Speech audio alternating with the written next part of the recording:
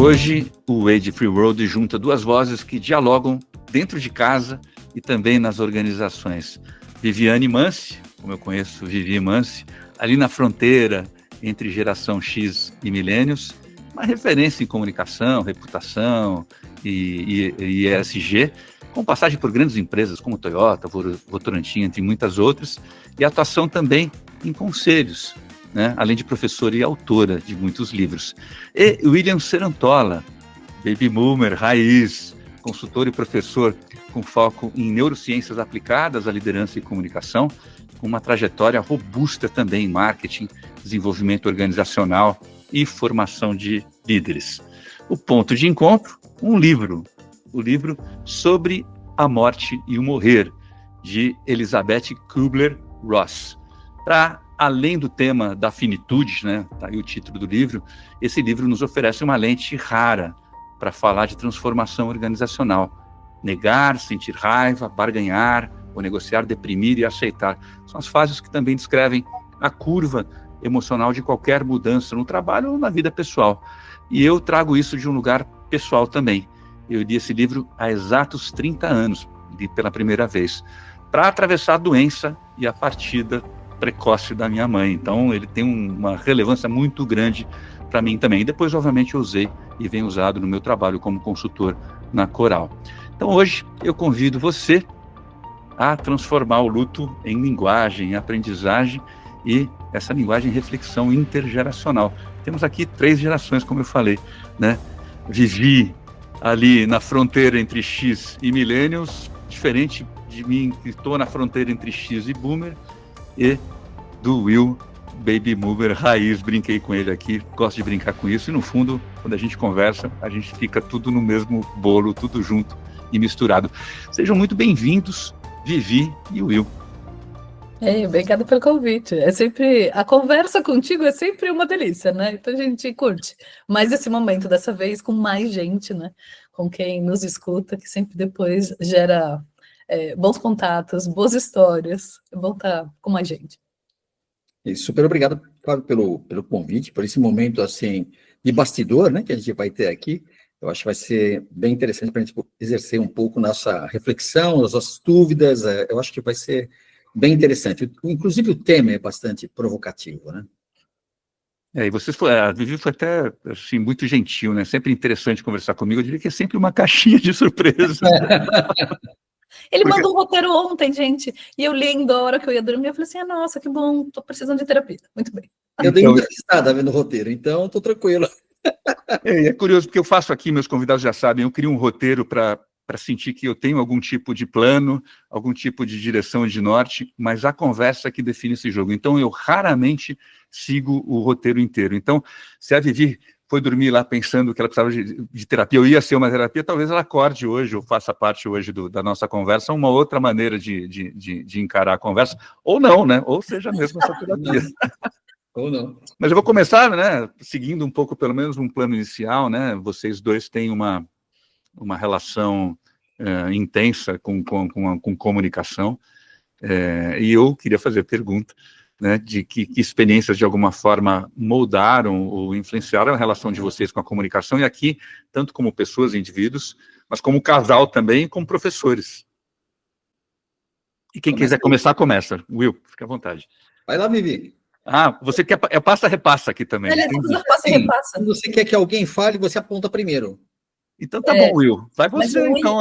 O William é um late adopter de comunicação, na verdade. Eu vou começar. Começa porque você é raiz, eu não sou na comunicação raiz. Mas, gente, sabe que... Bom, comunicação, não vou dizer que, nossa, desde pequenininha, porque eu tenho uma natureza super introvertida. Então, comunicação, para mim, foi um hábito criado. Então, trabalhar com comunicação veio de cuidar disso. Não é uma coisa que é da minha natureza desde sempre. Mas a decisão por fazer comunicação veio na decisão de vestibular, não foi uma coisa tão nutrida. Mas, no final das contas, sabe o que eu parei para pensar sobre isso? Comunicação não foi, assim, não foi comunicação pela comunicação. A comunicação veio por um interesse mais genuíno por pessoas. Então, uma coisa, assim, muito marcante, que moldou, assim, a minha relação com comunicação, teve a ver com a primeira empresa que eu trabalhei, que, assim, na minha área, né, quando eu já fazia faculdade, que foi uma indústria farmacêutica, que foi a MSD, que é uma empresa que eu fui extremamente feliz, que na verdade, tipo, eu fui feliz na minha vida corporativa inteira, só trabalhei em empresa legal. Mas nessa em particular, e aí eu faço até um parênteses, que eu tenho um amigo de RH que fala que seus primeiros 7 anos numa empresa são muito marcantes. E, gente, tipo, se eu podia estar numa empresa melhor, desconheço. Os meus primeiros 7 anos de MSD foram muito felizes de ter gente que se importa com gente, um cuidado grande com pessoas, um período que a indústria farmacêutica crescia muito, então se investia muito em autoconhecimento. E eu vivi tudo isso. Então, e eu vivi também o final dessa fase, que a gente começava também, que a empresa começava a se reestruturar, e a gente começava a fazer umas reorganizações internas. E eu me lembro de um período que foi super marcante para mim, das áreas começarem a mexer em pessoas, né, do tipo, vamos reorganizar aqui, então pessoas vão para outra área. E eu me lembro do meu chefe falando, não, vocês vão tirar essa pessoa daqui para minha área. Não, você vai tirar essa pessoa daqui para minha área.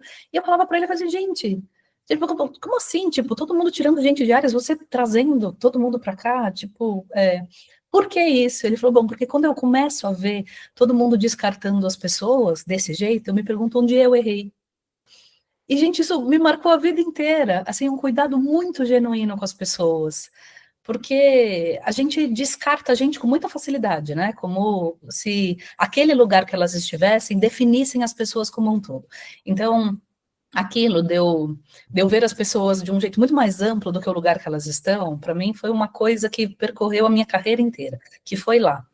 E depois, mudei de empresa, depois de muitos anos, né? Depois de 14 anos, mudei de empresa, e aí conheci uma outra pessoa de RH, atenta, assim, super querida, de tipo, nunca precisou falar nada, do tipo, ela olhava para as pessoas e via que tinha alguma coisa fora do lugar e ia chegando pertinho, sabe?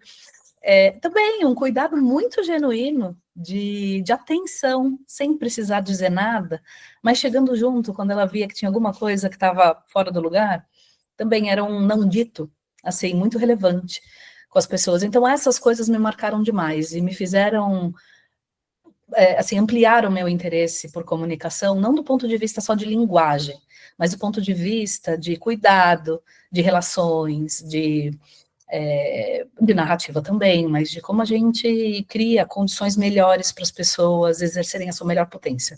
Que eu acho que comunicação, para mim, sempre teve muito a ver com isso. E o early adopter, como é que foi assim? Por que essa...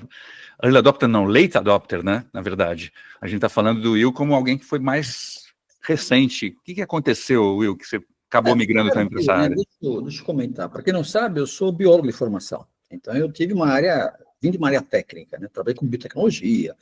Para quem acha que é estranho, não sabe que eu já trabalhei em projetos de arqueologia. Eu fiz escavação arqueológica, então eu vim de uma área de ciência hard mesmo, né? Raiz. E fiz laboratório, então, estudei botânica. Então, dá para falar sobre vários temas, né? Aliás, o meu círculo de amizades, a Vivi tem um círculo gigantesco de amizades, mas eu acho que o meu é bem mais diverso que o dela, né? Eu posso falar com zoólogos, eu tenho amigos da área de investimentos, eu tenho gente da área de recursos humanos, porque eu vim percorrendo, né? De certa forma, eu me considero um imigrante mesmo, né? Nessas áreas de conhecimento. E a comunicação surge como uma necessidade para adquirir repertório.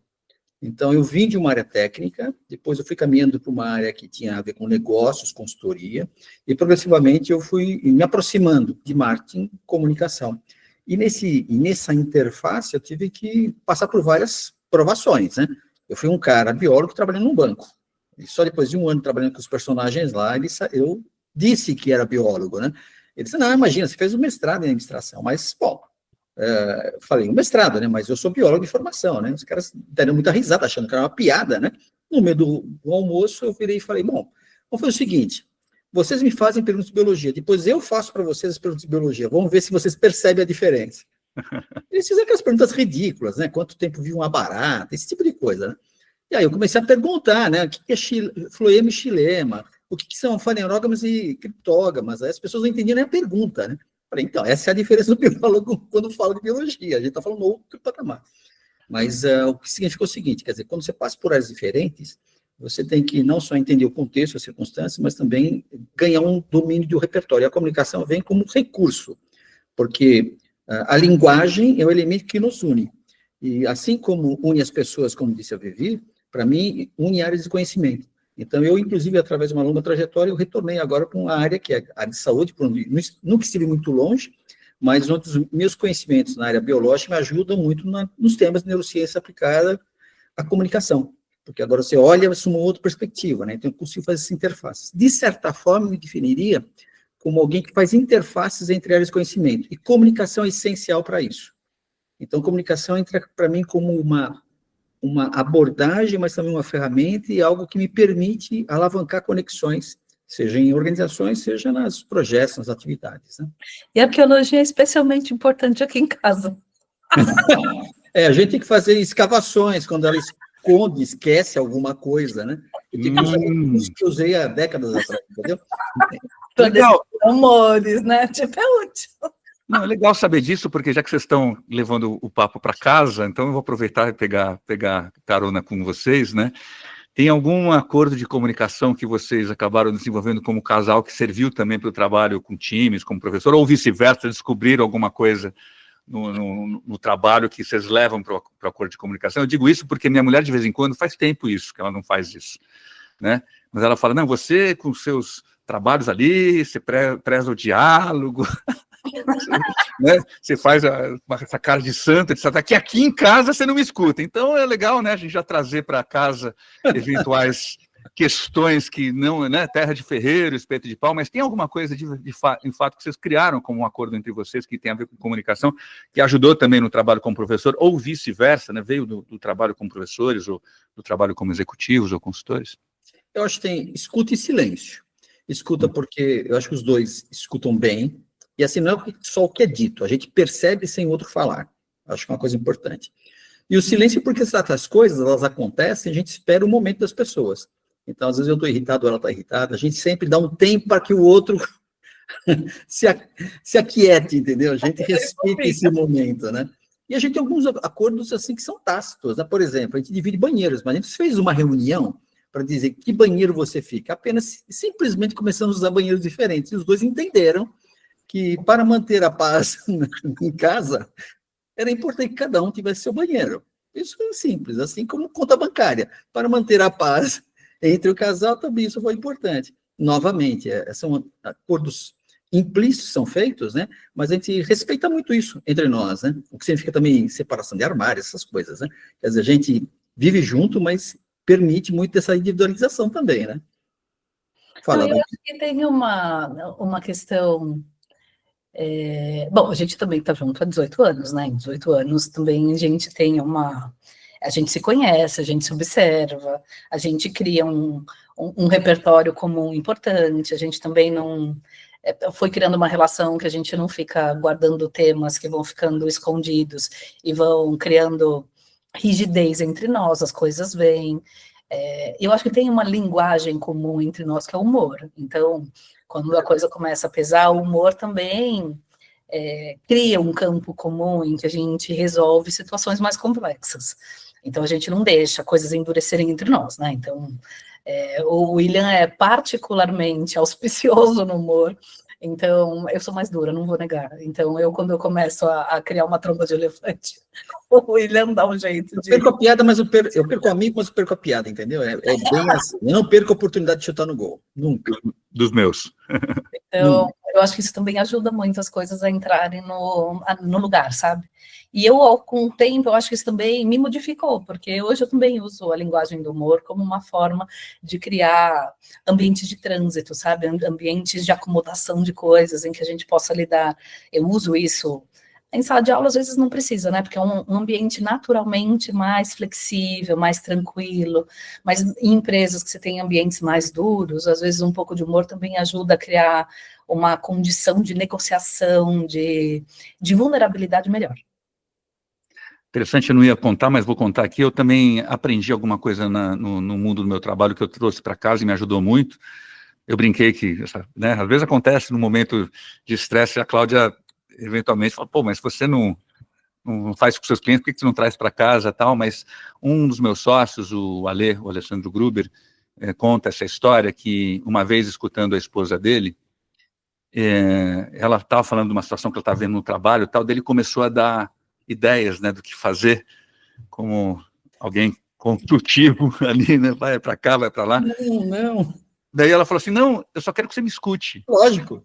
Então, mas olha só, não é tão lógico, porque, assim, ele criou, então, um mecanismo que eu uso agora, que quando a mulher dele, ou ele mesmo também pode fazer isso, né, começa a falar, fala assim, deixa eu entender, você quer que eu te escute só para te acolher, ou você quer que eu te escute e traga minhas perspectivas e conselhos ou ideias para o que você está trazendo?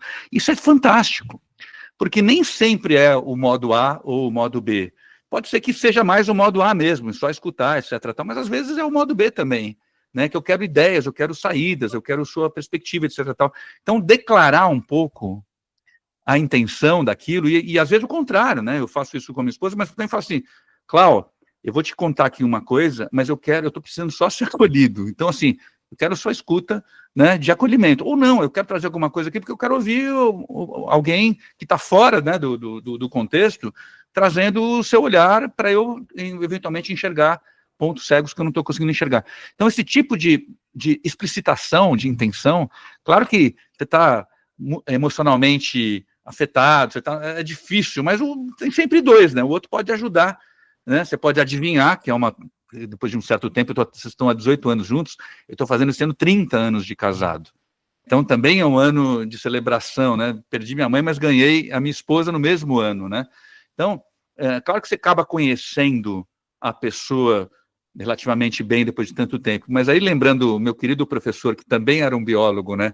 Que o Will conhece bem, a Vivi também, que é o Humberto Maturana, ele contava uma história, rapidinho aqui, para não ocupar demais esse tempo aqui, mas que ele encontrava, de tempos em tempos, ele encontrava uma amiga dele, muito antiga, e que eles sempre tinham uma brincadeira que eles faziam em público, né? E ela é uma encenação, ela falava assim, nossa, Humberto, que bom que a gente se conhece há tanto tempo. Ele falava, não, eu não quero conhecê-la nunca para amá-la sempre. Né? Assim, no seguinte sentido, eu estou sempre conhecendo você, e se eu te amo de verdade, eu vou estar sempre disponível a te conhecer um pouquinho mais, e aprender um pouquinho mais nessa relação. Acho linda essa história, porque é um pouco isso, né? É verdade, às vezes que a Cláudia vem falar comigo, a maior parte das vezes, eventualmente ela só quer uma escuta, mas por que eu não dou esse espaço para, será que dessa vez é igual às outras ou não, né? Então, como é que a gente sempre lembra nos processos de comunicação, que ele é sempre inédito. E tem uma coisa importante nisso, Fábio, não queria perder a oportunidade, quando a escuta, a gente olha do ponto de vista da pessoa que ouve, e esse acolhimento permite que as pessoas se manifestem. Mas tem um outro aspecto que, quando você realiza escuta, quem fala, quando você pensa sozinho, você pensa de um jeito. Quando você fala sobre o que você pensa, o seu cérebro funciona de forma diferente. E é muito comum, quando a gente fala algo sobre uma solução não encontrada, a gente encontra a solução. Então, o ato de usar a linguagem falar, isso nos ajuda muito a organizar as nossas próprias ideias, os nossos sentimentos. Então, por isso que a escuta é importante para quem ouve, né? Mas é importante para quem fala, porque enquanto eu falo, eu me ouço, né? É assim, a consciência é meio isso, né? Eu sou aquele que vê os meus pensamentos e as minhas emoções. Então, é quando eu consigo ter mais consciência sobre quem eu sou. Então, aplicar a escuta no dia a dia permite que o outro tenha mais consciência sobre si mesmo. Algo a comentar, doutora Viviane Mansi? Não, estou me divertindo ouvindo vocês. Professoral, fecha, parênteses, acabou, porque... Eu gosto de ouvir vocês. Mas é assim, a minha vida é divertida aqui em casa, porque eu gosto de ouvir. Então, eu não tenho necessidade de réplicas, eu gosto de ouvir. Legal, porque assim... o tema aqui da nossa conversa, claro que entremeia a comunicação, porque isso nos une os três. Eu conheci a Vivi quando ela era uma jovem, não promissora, porque ela já era faz muito tempo, eu não sei, mas acho que você estava na MSD ainda, né? Assim, eu estava. Mas não era uma jovem promissora, ela já era uma jovem executiva que já estava entregando muito, né? Já tinha, acho que até cargo de liderança, tudo. Então, e o Will foi conhecê-la, fui conhecer através da Vivi e tal, mas a comunicação sempre nos uniu. E agora um tema que é o tema do livro, sobre a morte e morrer, e é curioso que eu estou sempre trazendo esse tema para conversas, Não porque eu tenho um apego à morte, que eu sou uma pessoa que acha incrível a questão da morte, porque é um tema que a gente afasta muito das nossas conversas, porque a gente causa muito medo, né? Saber que a nossa vida, em qualquer momento, ela pode ser interrompida e acabar mesmo, né? Não, mas morreu tão cedo, né? Hoje a gente está falando morreu tão cedo para pessoas de 70, 80 anos, né? Eu sou dessas, eu falo isso. Eu também falo, mas às vezes pessoas morrem com muito menos tempo do que isso. Crianças morrem, adolescentes morrem, pessoas da nossa idade morrem. Basta estar vivo para morrer. Então é um tema sempre que nos assusta. E eu gosto de trazer ele porque a gente precisa lidar com ele. Seja porque vem em algum momento a grande morte, esta vida, ou como diria o Maturana, a autopoese desse indivíduo cessou, não é mais um ser autopoético, deixou de reproduzir e produzir a si mesmo, né? Então morreu, ou porque a gente vive muitas mortes e renascimentos ao longo da nossa vida, muitas pequenas crises, muitos lugares de luto. Então a gente precisa falar, precisa naturalizar um pouco mais a questão do morrer, para a gente poder viver bem, né? Não viver preocupado o tempo todo, que vamos... Não, é só uma questão da vida, do viver. Então, eu quero puxar aqui a linha da comunicação para o livro, porque esse é outro ponto que nos une de novo e nos reúne de novo para tomar um café juntos aqui, para uma conversa de sofá como a gente está tendo. E eu queria entender quando que vocês decidiram ler ou reler a Kübler-Ross juntos, né? O que estava acontecendo na vida de vocês, né? Se tinha, ou de algum cliente que fez assim, a gente precisa ler esse livro juntos e depois comentar, estudar e explicar para as pessoas o que estava acontecendo. Então, eu acho que para mim estava acontecendo várias coisas, mas que a ideia foi do William. Então, eu estava... Um debate, mas o livro ela escolheu. Tá bom, eu acho que tinha. Na empresa que eu estava trabalhando, a gente tinha uma discussão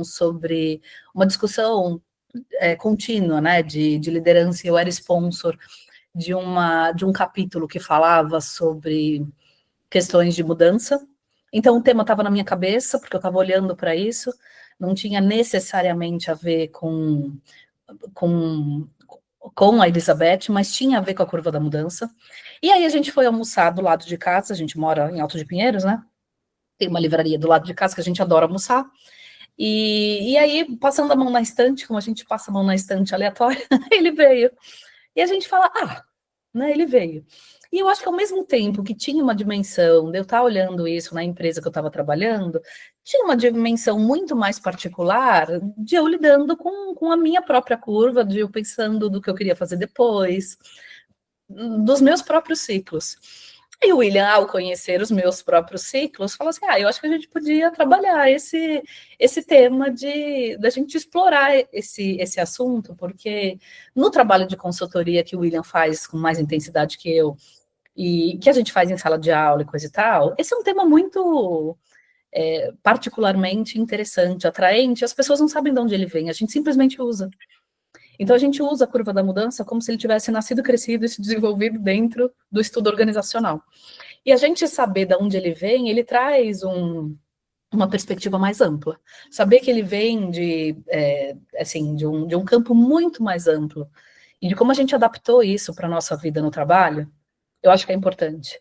Porque uma coisa é a gente falar sobre vida como um todo, e como a gente apropriou disso tudo no campo organizacional, do tamanho e relevância que o campo organizacional foi ganhando na nossa vida, é algo que eu acho que causa alguma reflexão. O quanto a gente foi deixando o campo organizacional tomar conta da nossa vida.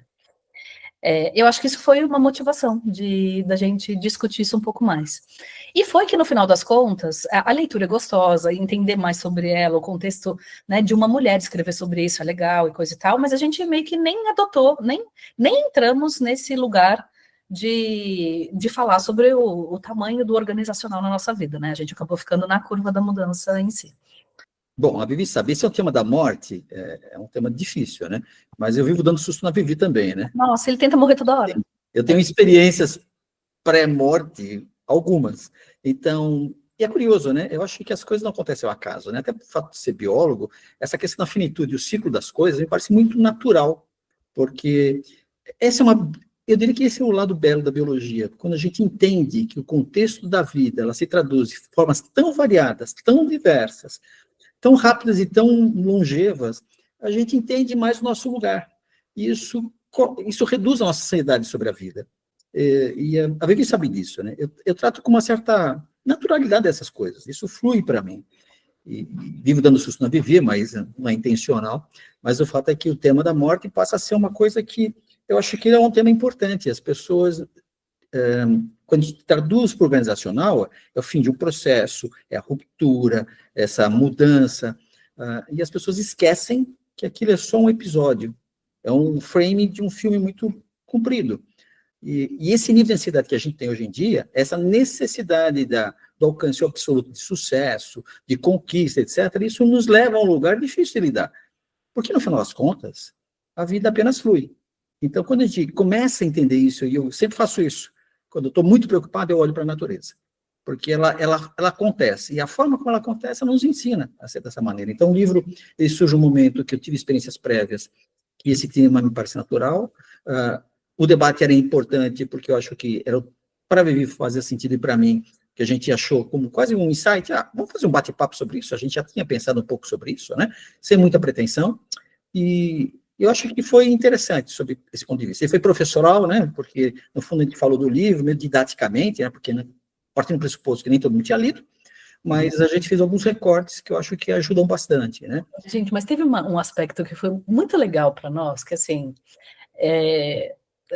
bom, primeiro, vamos fazer uma coisa? Que coisa? Sei lá, mais ou menos uma coisa. Então vamos fazer num LinkedIn do tipo... Nem episódios, nem sabíamos que canal, nada. Aí Assim. a gente falou assim, vamos fazer, quem sabe alguém se interessa. E de repente foi um post que teve 40 mil views, tipo, 1000 interações.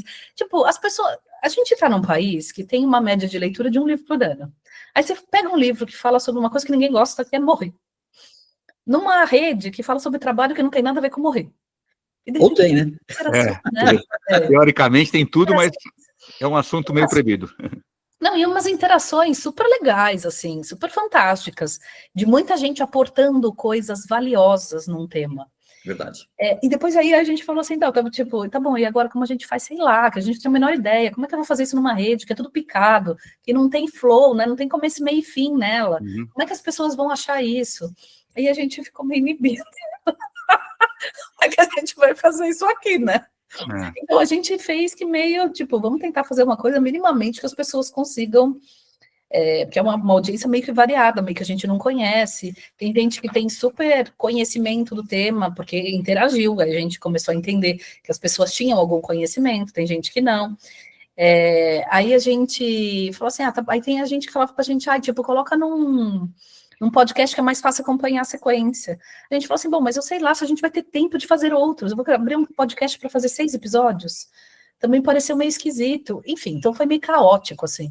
Então a gente deixou surfar no caos. Tipo, vamos ver o que dá. E o que as pessoas comentam. A gente tentou ir respondendo as pessoas para, enfim, para surfar no aprendizado coletivo, porque a gente não tinha nenhum grande conhecimento para além disso, de como fazer, de que jeito, porque a gente foi criando ali enquanto a gente foi fazendo. Então, para nós foi uma experiência interessante também, de como usar uma rede que não estava, que ela não foi desenhada para esse tipo de coisa, sequenciais, né?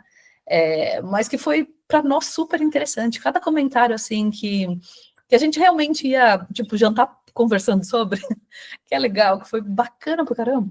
Havia muita demanda, as pessoas estavam muito interessadas, a mesmo tema difícil, né? A questão do tipo de discussão, né? Sem querer dar receita para ninguém, falando só o nosso ponto de vista, de forma muito direta e genuína, e sem muito compromisso de ter que desdobrar nisso em alguma outra coisa. É o que nós vimos, é o que nós falamos, e é isso. Ponto. E é curioso que eu me lembro agora, a última vez que a gente se encontrou pessoalmente, foi na catraca de um hospital. Foi, das tentativas do William. Exatamente. Foi uma tentativa do Will e também foi uma minha, porque eu estava indo lá para fazer exames pré-operatórios para colocar uma prótese de quadril. Eu tenho 2 agora. E você estava tirando um negócio do cérebro. Gente, sério, parem. Apenas parem. Apenas parem. É curioso, né? Eu brinco, assim, quando eu vou num novo médico, ele fala assim, quantas cirurgias você fez? Você fez alguma cirurgia? Eu falo assim, você quer que eu divida por período? Nos últimos 5 anos foram 5. Né? Pode falar. Se der para vocês pararem, eu agradeço. A gente ri, né, Will? Então, assim, eu já não tenho medo, e vou fazer uma outra agora no estômago no início de janeiro. Então, vou ser uma por ano mesmo, né? Não, 5 pronto, anos, agora 5. você está ganhando do William. Então, mas assim, e acho que eu brinco, o William é um biólogo raiz, eu sou um biólogo Nutella, né? Assim, Não, ele e, fez gente, biologia raiz, eu fiz biologia cultural, né? Então, um pouco diferente, então mais e essa Nutella. história não acabou, porque isso tudo a gente começou a fazer mais ou menos em agosto. E alguns comentários ali, aí, coincidentemente, aí em setembro, no começo do mês de setembro de 2025, eu fui para o Vale do Silício.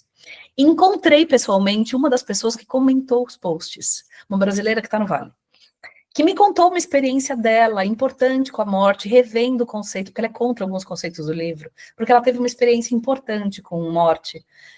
E nós conversamos profundamente lá sobre isso. Ela está escrevendo um livro sobre isso, e logo mais eu contarei essa história com o rigor que a história dela merece, que aí é, enfim, um pouco mais elaborada do que as coisas que nós fizemos até agora. Mas, gente, foi uma experiência, assim, que mexeu super comigo, que eu nem tive condições de contar ainda.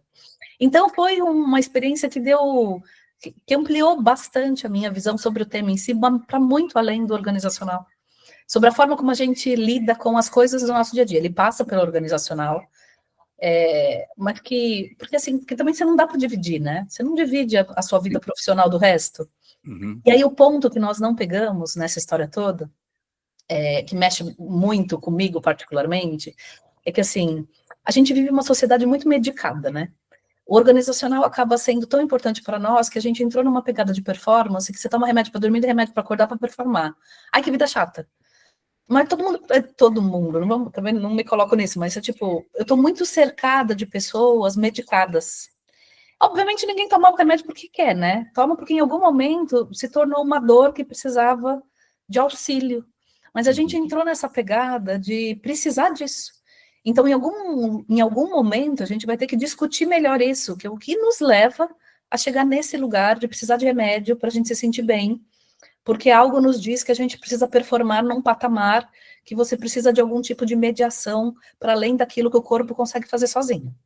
O Brasil está entre os 3 primeiros entre ansiedade e depressão no mundo. Precisamos disso para viver, pessoal. Então, assim, tem a música do Cazuza que fala ideologia, eu quero uma para viver. Para mim, a gente está vendo no mundo que é uma anestesia, eu quero uma para viver, né? A gente está buscando, talvez, muitas drogas lícitas, ilícitas e outros escapes para a gente lidar com uma realidade que está muito difícil, né? A sensação que eu tenho é essa. Então, a gente inventa uma maneira de negar algo que já morreu e que a gente não quer olhar para que já morreu, porque é muito duro olhar para isso. Então, assim, obviamente que eu falei que eu não ia seguir roteiro, estou cumprindo verdadeiramente a minha promessa. O que vocês sentem, e aí falando um pouco do mundo organizacional, que é um mundo também de convívio de nós três, o que já morreu e que a gente está negando, e a gente nega evitando falar sobre isso, ou a gente nega igualmente se anestesiando, se alienando de alguma maneira, né, para que fica mais fácil conviver, seja dentro da organização como executivo, seja, entre aspas, fora da organização como consultores ou professores, que a gente não, né, que a gente vive melhor se a gente negar essa morte, né? O que vocês sentem que já morreu e que a gente segue negando e talvez esteja na hora da gente superar essa negação e entrar no ciclo, ficar puto, depois tentar barganhar, a gente, né, entrar em depressão e depois eventualmente aceitar aqui para lembrar todas as fases aqui. Eu acho que não sei se eu vou ser muito precisa nisso, mas eu acho que os limites morreram, né? Eu acho que muitos limites morreram. Eu me lembro, assim, eu fico pensando, eu entrei oficialmente, assim, em grande empresa, eu trabalho desde os 14 anos, né, mas grande, assim, dentro da minha profissão, eu entrei no mercado em 1998. E desde então, a gente está sempre superando limites. Então, será que a gente já não passou da conta? Eu fico me perguntando que essa busca da gente ser cada vez mais produtivo, gente, tem um limite para isso, né? Não dá para ser mais sempre. Então, talvez a gente tenha perdido um pouco a mão aí no limite das coisas. Eu acho que a gente pode ser mais produtivo sempre, mas fico me perguntando se também não está na hora da gente parar um pouquinho e ser mais proveitoso e não produtivo. usando uma palavra que é muito da Cíntia Provedel, né? Vou dar o crédito, porque é muito dela essa palavra que eu gosto super, que é uma amiga em comum nossa. Mas eu acho que está aí eu acho que talvez a gente tenha que deixar morrer um pouco mais a produtividade, no sentido de fazer mais, para deixar vir algo melhor, que é o proveito, que não interessa só as pessoas, que também interessa a empresa. Eu vejo, assim, essa coisa do fazer sempre mais, da gente, né, superar meta, assim, a gente coloca a meta num lugar para superar que deixa muito rastro, que deixa muito rastro de destruição por onde passa, né? Então não tem necessidade de tanto. A gente vai chegar onde nesse supera? Porque quando você olha no micro movimento, você tem todas essas coisas da superprodutividade, mas quando você olha muito no macro, né, 10 milhões de pés de altura, o mundo já não cresce mais double digit, então, assim, você tem um crescimento, né, de hoje, assim, aquela onda de super crescimento também não existe mais, você tem empresas que crescem muito, mas outras que quebram muito, então, tipo, para que isso, gente? Então, eu acho que a gente teria condição de ter uma nova lógica de crescimento que não seja à custa de tanta gente quebrar para poucos vencerem tanto, sabe? Precisava ter um pouco mais de equilíbrio nessas coisas, para mais gente poder ter a chance de ser bem-sucedido. Porque a gente é muito desequilibrado, assim, você tem gente muito bem-sucedida, mas à custa de muita dor. Então, eu acho que você podia balancear um pouco mais isso. Então, talvez esse esteja um lugar que a gente precisa repensar um pouco. Talvez aí esteja um dos lugares que eu olharia, assim, que a curva precisa ser repensada. E que a gente vem num lugar também que a gente só quer sucesso. Também não tem sucesso sem fracasso. Então, a gente começa a olhar para o sucesso como se fosse, tipo, não é? Tipo, é um sucesso, será que ele é tão bom mesmo? Porque como você não vive o outro lado, você também não dá tanta importância para as coisas boas que se vive, porque parece que você está sempre precisando de um hype mais hype, né? De uma coisa boa, mas, tipo, tem que ser tão boa, enfim, parece que você tem que sentir mais para valer a pena, como se as coisas do dia a dia não fossem boas o suficiente. E aí te leva para um lugar, assim, de tanta adrenalina, que me parece também sem graça. Talvez a gente precise repensar essas coisas, né? Porque esse lugar sempre do over, ele é meio chato. Então eu ficaria nesse lugar aí, nesse pequeno lugar que para mim nem parece ser tão pequeno assim. Então, eu sou mais crítico que a Vivi. Ninguém disse que a nossa espécie deu certo. Eu acho que a gente está num limiar. Tem uma tradição na mitologia africana que fala do fio de Ariadne, que é um fio que esticado ele separa a vida da morte. E é assim, eu acho que a gente esticou demais esse fio. Eu acho que a nossa espécie é muito recente, acabou de chegar, está fazendo muita besteira, e ela não se dá conta de que muito da nossa ansiedade, nosso desespero, nosso frenesi pode comprometer a sobrevivência da própria espécie. Eu digo, não é o planeta que desaparece, somos nós. A gente acabou de chegar e está fazendo muita confusão no baile. Então, acho que o que acontece é que a gente perdeu a percepção daquilo que cada indivíduo realmente precisa, o que é importante para cada um. Então, o meu lugar, a minha paz, aquele lugar onde me encontro, e ao mesmo tempo, no mundo lá fora, a gente criou uma série de significados, símbolos, objetivos, metas, que enlouquece as pessoas. Eu brinco às vezes nos cursos que eu falo, né, que empresa enlouquece as pessoas, e elas fazem isso. Enlouquecer no sentido de que eu me dissocio do lugar, eu não me reconheço naquilo que eu faço, aquilo eu não me encontro, eu entro num clima de ansiedade, desespero, porque eu faço, isso nunca me satisfaz, isso nunca satisfaz ao modelo. Então, acho que pós-revolução industrial a gente entrou num ritmo, num frenesi, que é quase mimetizar o que as máquinas fazem. Nós não somos máquinas. E essa tentativa ilusória nos leva a um limite que está fragmentando o que é humano, eu acho. Eu acho que ainda a gente vê elementos que nos trazem um pouco de sanidade na arte, na música, as expressões humanas básicas, né? A gente se dissociou muito das relações com as pessoas e com as organizações. Quer dizer, a gente fala muito de trabalho, né? Trabalho tem um papel central, e quem não trabalha não tem utilidade, quem não tem utilidade não tem um fim social. No fundo é isso. Só que a gente esquece que isso é parte do processo, né? A vida é muito mais que isso. Então, sinceramente, olho com um certo ceticismo, né? Eu acho que nós teremos muitos desafios pela frente, porque a gente enveredou agora num tipo de desafio que não nos pertence mais. Mudança climática, mudanças globais, em que estão fora do alcance do humano, a gente não saberá lidar com isso, porque a gente não tem conhecimento ou ciência suficiente para isso. E eu acho que mesmo as relações sociais, as estruturas sociais que nós temos, os modelos de sociedade, econômicos, etc., eles estão no limite também, a gente percebe isso, né? Então, acho que, não quero ser muito sinistro no meu comentário, né? Mas eu olho isso com muita parcimônia. Eu acho que essa visão de sucesso é uma cortina de fumaça, esse enaltecimento da evolução humana ou do momento que nós atingimos é um elemento muito pequeno diante de um contexto maior que nos compromete. E aqui é bem a visão de biólogo. Se eu olho com a visão de ciências sociais, eu olho os últimos 10, 20, 30, 100 anos. Se eu olho do ponto de vista da natureza, o ciclo é muito maior. E esse pequeno movimento de curtíssimo prazo, ele pode comprometer um ciclo muito maior, e esse sim leva muito tempo para se recuperar.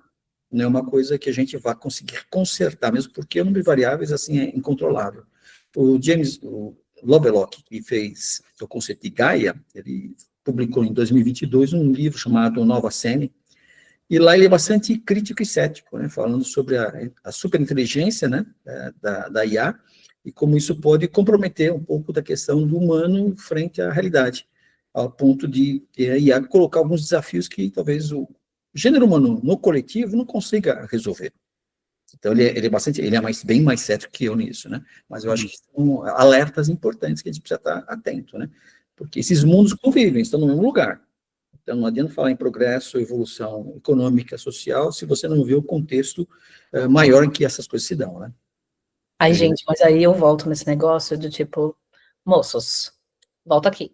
Sujou, limpo, quebrou, conserta. Então, volta aqui e fez o merderê, vamos consertar. A gente tá causando tanto no nosso entorno, criando coisas, assim. A gente foi capaz de criar o merderê, a gente tem que ser capaz de consertar. Então, essa coisa de que, não é... Volta aqui, vamos consertar. Então, aí aqui eu acho que a gente precisa fazer um chamamento, trazer de volta, porque senão vai ficar pior ainda, gente. Eu tenho um filho de 16 anos que precisa ter a chance de viver melhor do que a gente está vivendo. Uhum. Então, precisa consertar. Então, assim, as empresas têm problemas? Tem, né? Mas elas precisam ser consertadinhas ou melhoradinhas, porque tem uma geração vindo aí, gente. A gente precisa minimamente dar condição dessa moçada fazer menos merda do que a gente fez.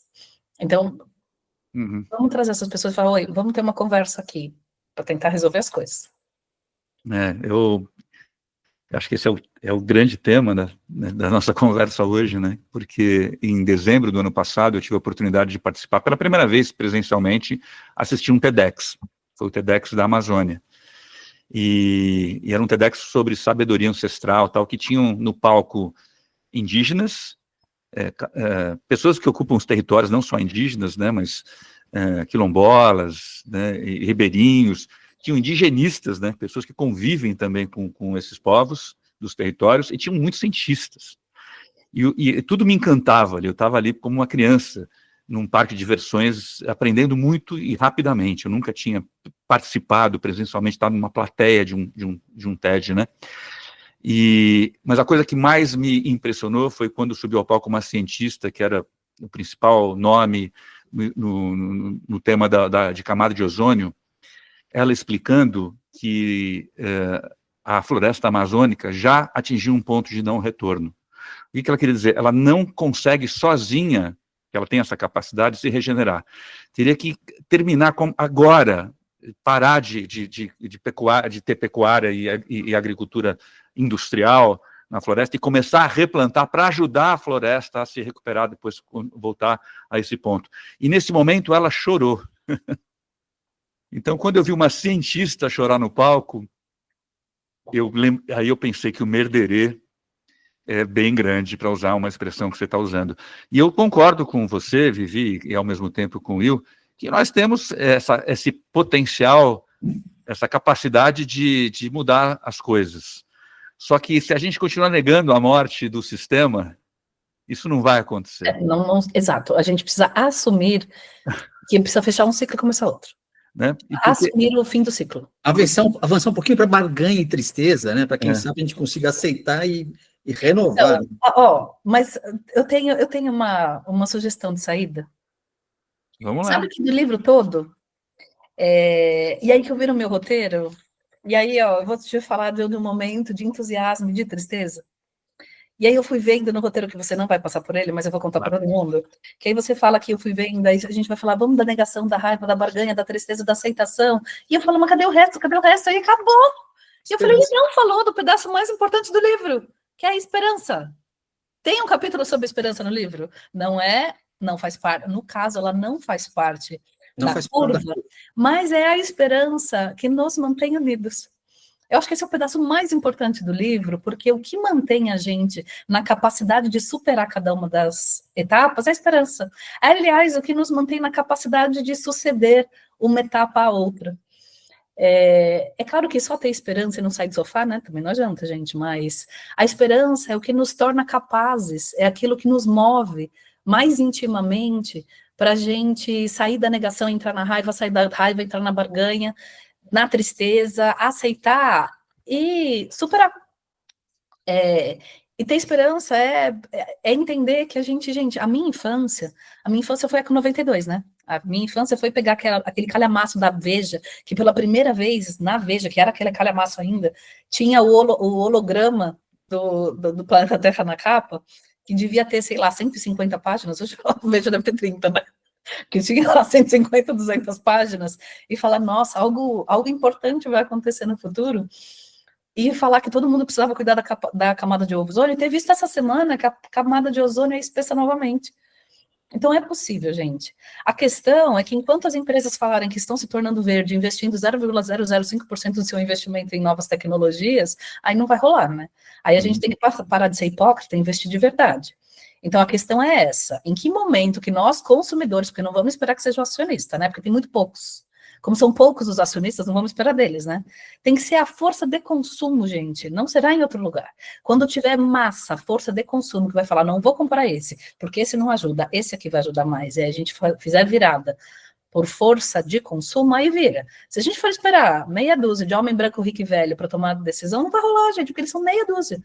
E também não é porque é homem branco, rico e velho, porque podia ser qualquer outro estilo. É porque hoje quem toma decisão são eles. Mas podia ser mulher preta, enfim, magricela, se fossem elas que estivessem tomando decisão, se fossem meia dúzia, também ia dar no mesmo. O fato é, enquanto forem muito poucos a tomarem decisão, não vai dar ruim, porque vai tomar a decisão que interessa. Precisa ser massa. Aí vira o jogo. Eu acho que o grande dilema é que nós nos dissociamos muito da natureza. A gente se achou tão diferente do que é a natureza, como o gênero humano, alguma coisa que é a grande reviravolta, e a gente esqueceu quem está imerso nela, né? A gente fala na terceira pessoa, né? A natureza. Como Então, eu acho que o ponto que a Vivi trouxe é fundamental. Esse ciclo da mudança, ela acontece o tempo todo. Não existe uma inteligência maléfica por trás disso tudo, esperando o fim das coisas. Não, os ciclos se renovam. Então, quando passar esse ciclo, virá um outro. A questão é como a gente vai lidar com esse processo. E a esperança é o gatilho que permite que a gente reconheça o término daquele ciclo, porque eu preciso chegar até a aceitação e renovar o processo. Eu acho que nós temos capacidade para isso, mas eu acho que nós temos que caminhar de forma segura e muito determinada para não fazer isso, e esse é o problema. Eu acho que tem chances, né? Mas eu acho que depende muito da predisposição das pessoas nesse processo, né? E assim, não é só instituições, organizações, eu acho que a ação individual, a percepção individual, ela faz muita diferença nesse sentido, essa tomada de consciência individual. E não é só discurso fácil, eu acho que sim, depende de cada pessoa ter um entendimento sobre isso, para que a gente possa ter um processo de mudança efetiva, né? Porque é assim que as coisas funcionam mesmo, né? Gente, e sabe uma coisa que eu vejo pouca discussão a respeito, mas que eu acho muito curioso? Eu acho que uma das dificuldades muito grandes da gente tomar uma decisão diferente, que não existia no passado, que é muito nosso, do momento que a gente vive, é que é muito difícil abrir mão do conforto, e a gente vive com muito conforto. Se você for pensar, tipo, CO2, da onde emite? É que a gente vive com muito conforto, gente. Abrir mão do conforto é muito, muito, muito difícil. E o conforto está em todos nós. É assim, manter coisas quentes e frias, vai carbono. Abre mão da sua internet, abre mão de tudo que você põe na tomada. Não vamos falar de internet, porque senão confunde com IA e parece uma coisa muito hype. Abre mão de tudo que você põe na tomada. A gente não abre mão, a gente nem consegue, não dá conta de viver. A gente vai à academia fazer esforço físico. Então, não dá. Então, é muito difícil abrir mão de conforto. É aí onde pega a gente. Aí onde a gente fala, não estou disposto, não consigo, não dá, não. É muito difícil. Passa um dia sem pôr alguma coisa na tomada, a gente não consegue. Então, a gente vive uma vida, assim, o conforto, assim, a gente paga um preço muito alto. O preço invisível do conforto faz com que, assim, o preço invisível do conforto é altíssimo. Todo mundo paga, mas ninguém enxerga, então a gente não sai desse lugar. A gente precisa começar a discutir o preço do conforto. Vocês sabem que nas minhas conversas 1 a 1, e eu estava falando isso um pouco com vocês no Esquenta, contando essa história, né? Eu tenho muitos C-level, né? Muitos executivos, executivas C-level nos meus processos de coaching, mentoria, advisory, enfim. E 100% deles reconhecem que esse sistema morreu. No individual, no privado, isso é reconhecido. Mas acho que eles têm muito medo porque na cabeça deles, na formação deles, quando algo é tirado da frente, já tem que saber o que vem na sequência, né? E eles não sabem. E aí eu vou contar uma rápida história aqui, fazer uma última pergunta, porque infelizmente vai ser a última pergunta e vai ser sobre a esperança. Yes! Uma das pessoas que me influenciou muito, eu não o conheci pessoalmente, mas conheci um discípulo dele com quem eu estudei, é o Milton Erickson. Né? O Milton Erickson era um psicólogo dos Estados Unidos, que já falecido na década de 70, né? Nos idos de 1970, mas ele desenvolveu o que é conhecido como hipnose ericksoniana, né? Que é um processo de conversa e de troca de informações, e obviamente é um processo terapêutico. Mas uma das histórias que se contava sobre ele é que ele atendia pacientes bastante sérios, assim, com crises bastante sérias, por exemplo, suicidas. E uma dessas ocasiões, um desses pacientes suicidas chega para ele e fala: doutor, eu vou sair daqui e vou me matar. Daí ele fala assim: ok, você está certo. Daí o paciente fala assim: como assim? O senhor concorda que eu me mate? Ele falava: eu concordo que essa vida tem que morrer. E eu estou curioso para saber que outra vida nós vamos construir juntos que vai valer a pena ser vivida. Eu gosto muito dessa história, porque ele traz exatamente aquilo que a gente está conversando aqui. Vamos reconhecer que esse modelo precisa morrer, porque ele não está mais funcional há muito tempo.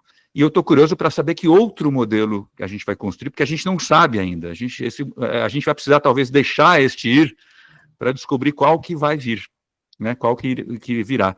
E, mediante isso, eu queria, então, fazer uma última pergunta, que eu tenho que controlar o tempo, eu sou o ditador do tempo, isso eu garanto que eu cumpro sempre, né? Essa ditadura do tempo, mas se vocês pudessem deixar um post-it, né, na porta do escritório de um líder, de um desses tomadores de decisão, seja ele um homem, uma mulher, alguém que tem, de alguma forma, o poder da caneta, que ajudasse o mundo a ter um pouco mais de esperança, o que vocês colocariam nesse post-it? Olha, no meu post-it eu vou fazer 2 comentários. Eu lembro dos cenaristas, o pessoal falava de previsão de futuro nos anos 80. E eu queria dizer o seguinte: é difícil saber daquilo que existe e que vai mudar, e daquilo que vai mudar que vai persistir. Então a gente nunca sabe se tudo que eu tenho vai ficar e tudo que virá vai permanecer.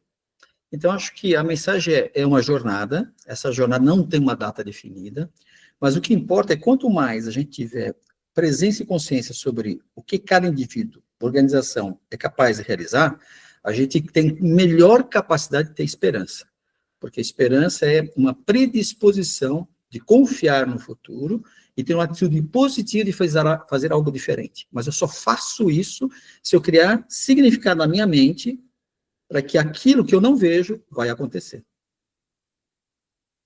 Pode deixar 2? Assim? Também já falou que não quero deixar 2, vou fazer 2 curtinhos. Aqui todo mundo descumpre os combinados, então vocês fiquem à vontade para descumprir os combinados. Né? Entendeu? Todos estamos autorizados nem cortar lá 20 depois. a descumprir. O primeiro eu vi na Toyota, eu estou dando até da onde eles saíram. O primeiro eu vi na Toyota, mas eu achei que fez muito sentido. Eu fiz logo que eu entrei na Toyota, que eu fiz uma coisa muito bonitinha quando eu entrei, que eu visitei 7 fábricas, assim, tipo, no primeiro mês eu visitei 7 fábricas em vários lugares do mundo, e numa delas, nem lembro onde era, acho que era no Japão, tinha uma coisa que foi muito marcante para mim, que, como você pode perceber pelo que eu vou falar agora, foi muito marcante para mim, que é: conforto é para sofá. Obrigada. Foi a primeira coisa. A outra, eu ouvi de um mentorado. Eu tenho feito bastante mentoria, tem sido riquíssimo, eu tenho amado. E o que essa pessoa me disse que eu achei também muito lindo, na verdade é um pensamento que ele tem trazido para a vida dele, a gente tem conversado muito, e eu achei que, nossa, a gente seria um mundo melhor se não coubesse só na vida dele, coubesse em todas as nossas, a vida tem que sobrar. Eu acho que isso faria sentido em muitos lugares. Muito bom. O meu seria uma frase que eu ouvi do meu sócio, do Márcio Schwartzman, que o animal satisfeito dorme. Né? A gente precisa se conectar um pouco com a nossa insatisfação, os nossos desconfortos, para fazer o que a gente precisa fazer. Né? Então, meus queridos, esse papo não terminou e não vai terminar. Quem sabe continue na mesa de um bar, ou na volta num café, ou num bom almoço. Mas foi um prazer ter vocês dois aqui. Casal que eu amo demais, que eu admiro demais, como amigos, como professores, como executivos, como consultores, como tudo aquilo que vocês são, e como pais também, trazendo um pouco de esperança. A gente, como pai, a gente precisa acreditar que é possível fazer algo, mesmo quando a gente não está vendo essa nova vida ainda. Que vida vai ser essa, quando essa vida que já não presta precisar morrer, né? Mas eu agradeço muito vocês, foi um prazer, espero que tenha sido para vocês também. Ai, foi ótimo. Sempre bom falar contigo. Muito obrigado, Fábio. Eu espero que tenha sido uma caixinha de surpresas, como eu prometi. Queria agradecer a todo mundo que nos acompanhou aqui mais uma vez, né? O Edfiord tem como objetivo, obviamente, combater o etarismo, mais do que tudo, descobrir nessas trocas entre as gerações possibilidades de enxergar novos caminhos a partir de dores comuns, que todo mundo sente as mesmas dores vivendo na mesma época. Eu espero que tenha sido proveitoso também para você que nos assistiu, seja no Spotify ou no YouTube. Em breve, teremos mais pessoas interessantes para conversar e descobrir que quando a gente supera os rótulos geracionais ou qualquer outro tipo de rótulo que nos separa, a gente pode enxergar mundos melhores para todas as idades. Valeu, até logo mais. Tchau, tchau. Até, gente. Tchau, tchau, até mais.